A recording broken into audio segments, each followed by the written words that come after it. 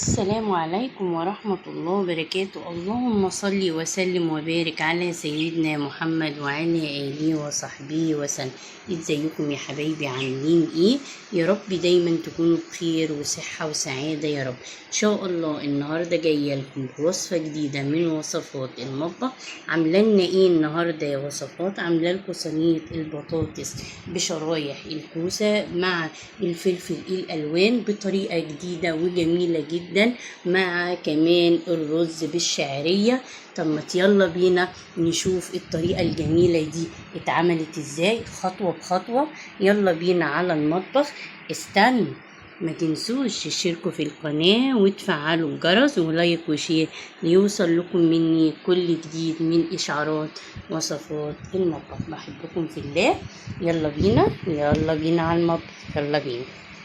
النهاردة هنعمل صينية بطاطس بالكوسة بالفلفل الألوان بطريقة جميلة جدا، وأول مرة على قناة وصفات المطبخ.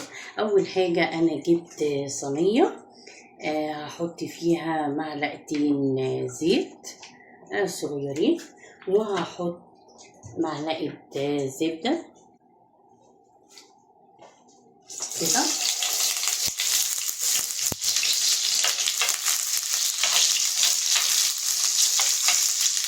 وهحط معلقة كبيرة من الثوم،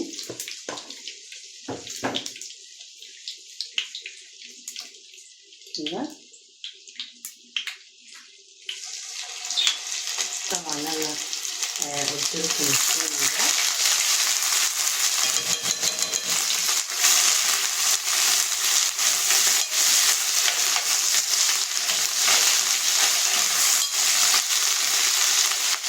بعمل ازاي. كمان بقى الحلوة دي نحط كمان عشان في مية، بس ونثبت المية اللي هي الخل فيعمل زي طرطشة كده. وهحط معلقة خل أبيض، معلقة صغيرة مش كبيرة، دي بقى اللي بيعملوها في المحلات الكبيرة. وبعد كده هحط صلصة. أنا عاملة صلصة في البيت أهي، مفرزاها.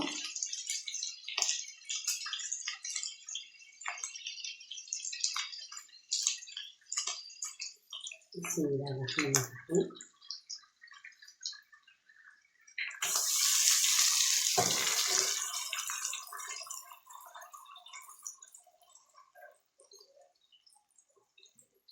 وهسيبها لما تفك. هحط بس كوباية مية صغيرة. بسم الله الرحمن الرحيم. كده احنا حاطين كوباية مية صغيرة، وهبتدي انزل بالتوابل بتاعتي. مش هكتر في التوابل علشان انا عايزة طعم الصلصة معايا وطعم البطاطس مع الخضار. احط كمون،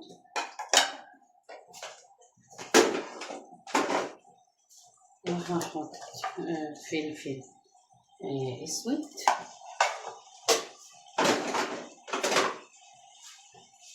وهحط ملح،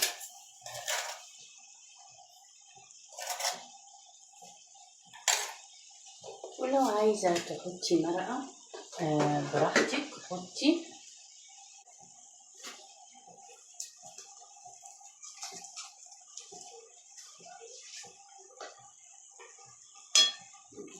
اقلبها، وهحط ورق لوري وواحد حبهان، بس مش هكتر.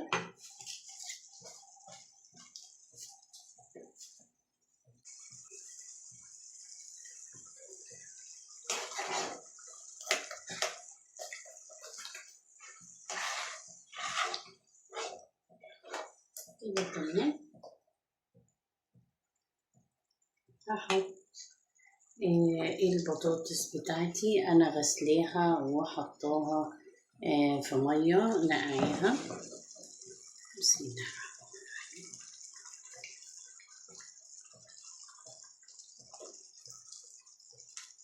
هتاكلوا بقى أحلى صينية بطاطس على طريقة وصفات المطبخ. طريقة جميلة جدا وحلوة، وكمان بيبقى طعمها حلو. تاكليها بعيش أو مع رز بالشعرية بيبقى جميل جدا كده. تمام. وهبتدي أنزل بالكوسة مع شرايح البصل.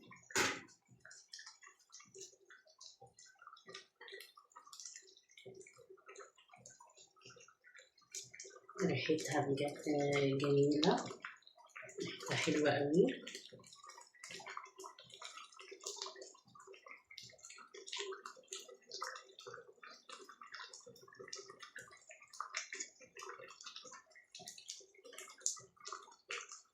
وهبتدي أنزل كمان بالفلفل الألوان بتاعي.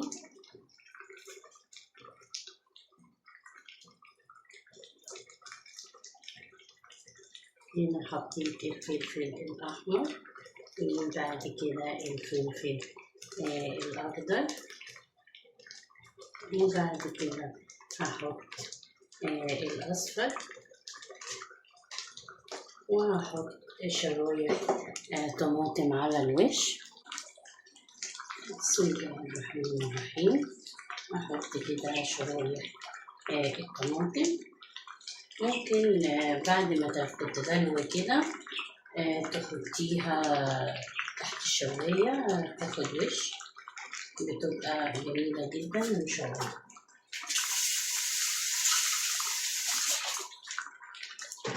ودي كانت وصفتنا النهاردة. يا رب الوصفة تعجبكم. شايفين بقلب كده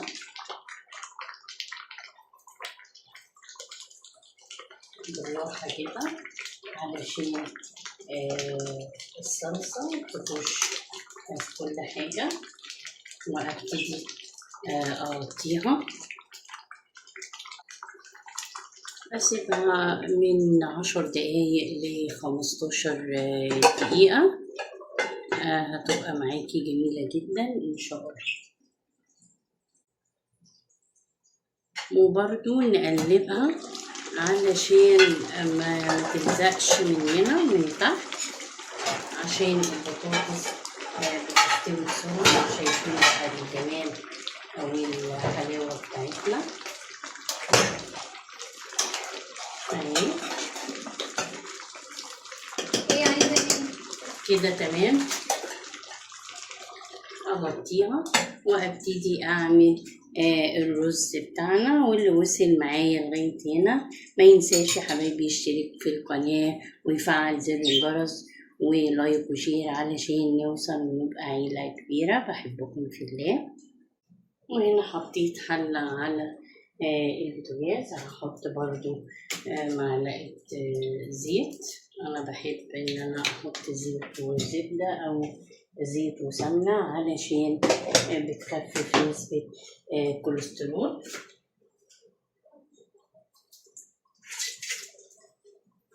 وهحط معلقه زبده،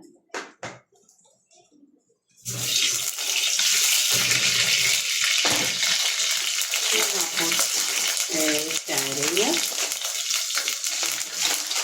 بسم الله الرحمن الرحيم. تاخد لون بس كده، وبعدين اروح حاطه الرز.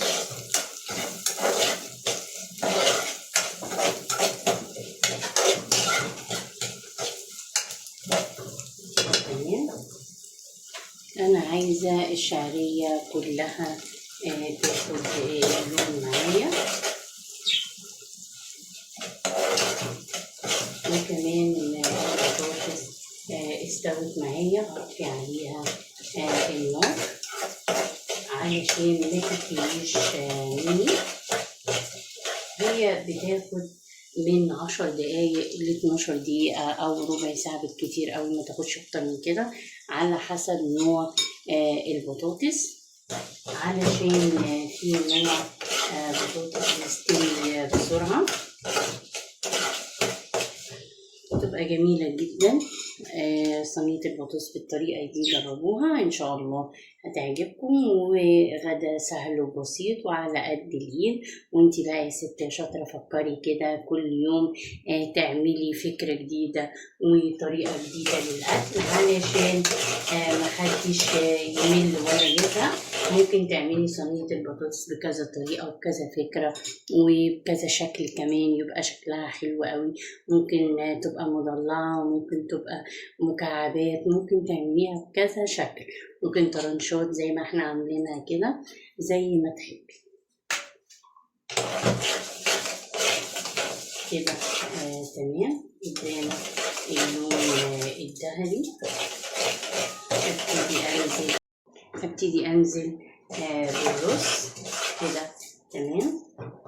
بسم الله الرحمن الرحيم.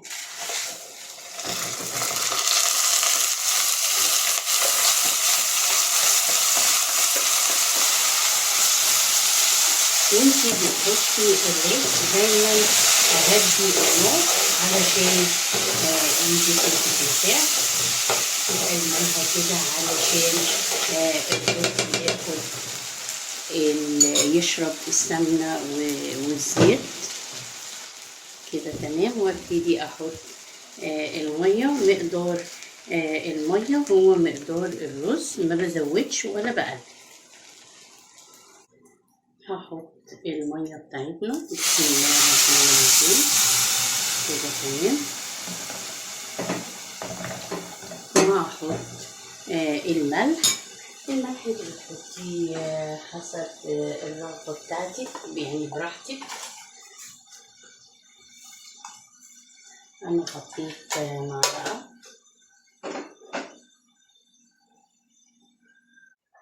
واقلبه بسم الله الرحمن الرحيم.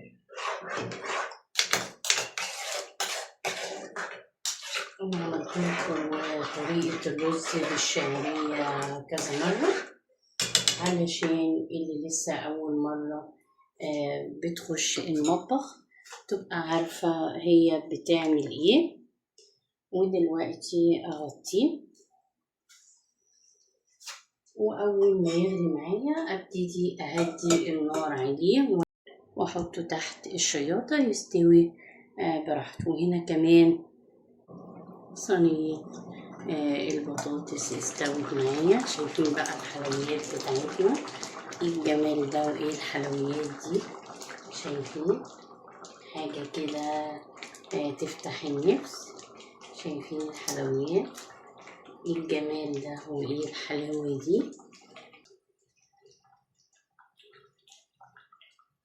ايه رأيكم؟ حاجة بقى كده جميلة.